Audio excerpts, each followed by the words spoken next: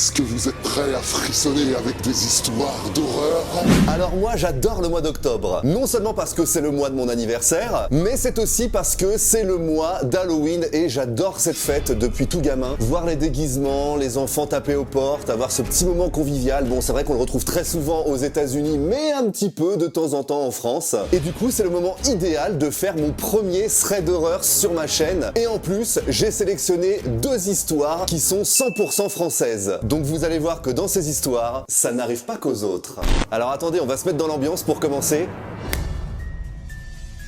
Ouais, c'est pas mal. Alors installez-vous confortablement et on commence avec la première histoire et c'est celle de Clément. Il a 18 ans et nous sommes peu de temps après le premier confinement. Après une longue période d'isolement et avec le retour de la liberté, Clément il décide d'inviter des amis à camper dans une forêt à quelques mètres de chez lui, dans le sud de la France, pour retrouver un peu une vie sociale et oublier le contexte sanitaire. La soirée se passe bien, Clément et ses potes font une petite fête et il est environ 1h du matin et son meilleur ami qui est présent à cette soirée reçoit un message d'une inconnue avec des cœurs. Clément remarque et par taquinerie, il cherche à voir le message et vanner son pote. Je vous rappelle qu'ils ont 18 ans. Mais son copain, il est un peu gêné, il ne veut absolument pas que Clément voie avec qui il parle et il décide de commencer à courir pour échapper à Clément et ses questions. S'ensuit une petite course-poursuite entre les deux potes qui finira sur une route à quelques centaines de mètres. En marchant le long de la route, Clément commence son interrogatoire pour connaître le nom de cette mystérieuse fille. Mais c'est à ce moment-là qu'une voiture noire arrive et s'arrête à leur niveau. La fenêtre conducteur se baisse et un mec avec l'air un peu zombifié et même menaçant d'après Clément leur demande sur un ton plutôt sec s'ils avaient entendu du bruit dans la forêt. Les deux amis un peu surpris et en stress répondent que non, ils n'ont pas entendu de bruit mais qu'ils sont un petit groupe dans la forêt, qu'ils campent pour la nuit et que c'est possible que ce bruit vienne de ce côté. Et c'est à ce moment-là qu'un silence malaisant s'installe et que Clément remarque par-dessus la fenêtre de la voiture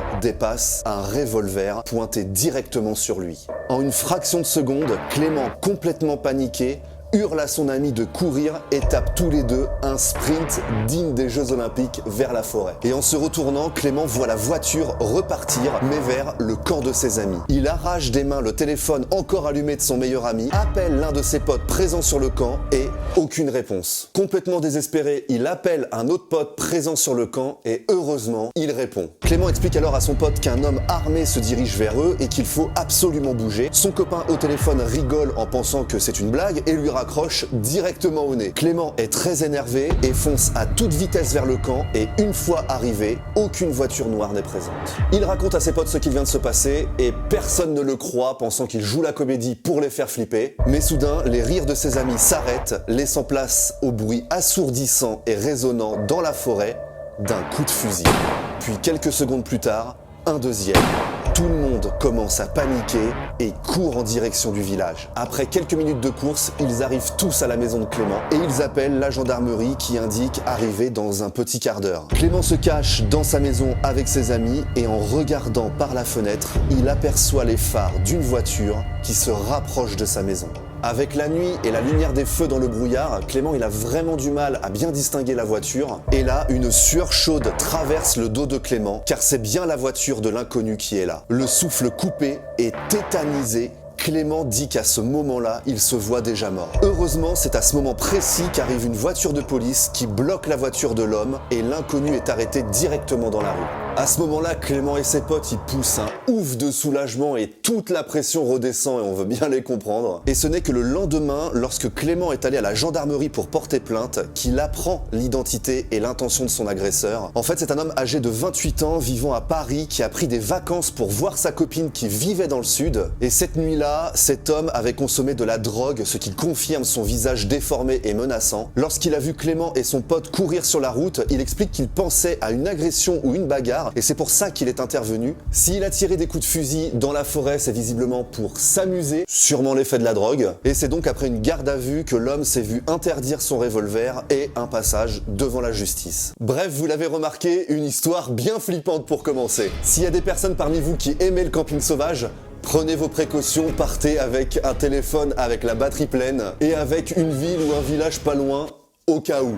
On passe à la deuxième story, on reste en France bien évidemment, et voici l'histoire de Katharina. L'histoire se passe pendant ses études supérieures, il y a quelques années. Elle vivait dans un mini appartement de 40 mètres carrés avec sa meilleure amie, et il y avait dans son immeuble une inondation, et du coup, les plombiers avaient le double de ses clés, car les deux copines n'étaient presque jamais chez elle. Une vie d'étudiante, tu connais. Bref, jusque-là, Katharina vit sa best life avec sa pote, tout va bien. Mais quelques semaines plus tard, un gars de sa classe, que nous allons appeler Kevin, lui faisait des demandes d'amis sur tous les réseaux et de manière plutôt insistante. Donc Katharina ne l'accepte pas parce qu'elle le connaît pas plus que ça, ils ont quasiment jamais parlé ensemble. Et en plus de ça, il a une réputation de tombeur, c'est-à-dire qu'il fait tomber les filles amoureuses de lui, il les manipule et une fois qu'il a plus besoin d'elles, il les dégage. Donc on peut dire un mec vraiment pas réglo. Et un jour, à force de demandes de plus en plus insistantes, Katharina finit par le bloquer définitivement. Le lendemain, Kevin, un peu vexé, va directement voir Katharina en cours et lui dit clairement que si elle ne l'accepte pas,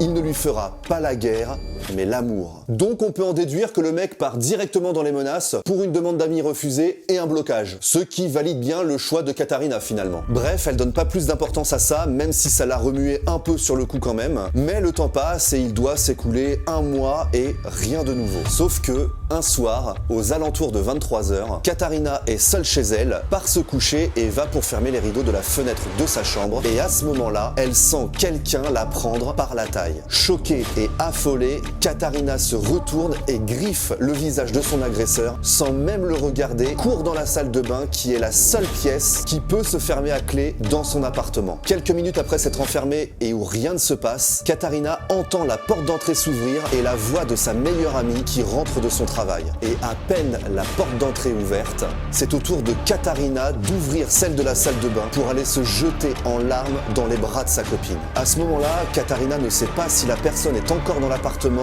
et raconte tout à sa meilleure amie qui lui répond que personne d'autre n'est ici et qu'elle n'a croisé personne dans le couloir. Katharina va donc se coucher, un peu stressée je vous l'avoue, mais elle va dormir avec sa meilleure amie et on la comprend, on aurait tous fait ça finalement. Le lendemain matin, en allant prendre sa douche, Katharina découvre que dans la salle de bain, sa brosse à dents, brosse à cheveux, peignoir et surtout ses culottes ont disparu. Elle va voir sa meilleure amie pour savoir si ceux-ci sont en sa possession et malheureusement, non. Katharina comprend pas trop ce qui s'est passé et du coup, elle se prend pas la tête et elle va racheter directement ses affaires. Et du coup, pour aller au supermarché du coin, il faut passer par l'allée 48, c'est-à-dire l'immeuble de Kevin. Elle passe donc devant l'immeuble et se rend au magasin normalement, mais c'est une fois sortie du supermarché qu'une personne lui attrape méchamment le bras. Katharina se retourne et se rend compte que la personne avait des griffures sur le visage, un peu comme celle qu'elle aurait pu faire à son agresseur la veille. Et surtout, elle met quelques minutes à comprendre que cette personne, c'est Kevin. Kevin la traîne toujours dans la rue en lui maintenant le bras et en se dirigeant on ne sait où. Mais c'est à ce moment-là que la bonne étoile de Katharina intervient, puisque c'est un camarade de classe qui les croise dans la rue et il s'aperçoit que Katharina n'est vraiment pas bien du tout. C'est à ce moment-là qu'il se précipite vers elle pour la secourir et faire fuir Kevin qui se barre en courant. Quelques jours après cet épisode, Katharina va apprendre en réalité que Kevin était un pervers et qu'il voulait la séquestrer dans son appartement. C'était pour cette raison que ses affaires avaient disparu, car il faisait aussi partie du groupe de plombiers qui venait réparer les dégâts de l'inondation de son immeuble et c'est donc comme ça qu'il a pu entrer chez elle. Katharina a tout appris par la police qui l'avait contacté pour témoigner car Kevin a été arrêté quelques heures après pour une autre affaire d'harcèlement et où il avait absolument tout avoué sur ses actes et ses intentions. Depuis cette histoire, Katharina a vite déménagé et aujourd'hui elle s'est même mariée avec un ingénieur en plomberie, comme quoi elle est vraiment pas rancunière. Voilà, j'espère que ces deux histoires vous ont fait un petit peu frissonner, c'était le but pour Halloween. Mais je tenais vraiment à faire cette vidéo parce que c'est un nouvel exercice pour moi et j'en avais vraiment très envie. En tout cas, je te remercie d'avoir regardé cette vidéo. Attends. Voilà, c'est un petit peu mieux parce que c'était un peu glauque à vrai dire. N'hésite pas évidemment à t'abonner et à lâcher un petit like, c'est totalement gratuit et ça me donne énormément de force. Et puis on se dit à très bientôt sur YouTube, il y a des nouvelles vidéos qui arrivent. Ciao!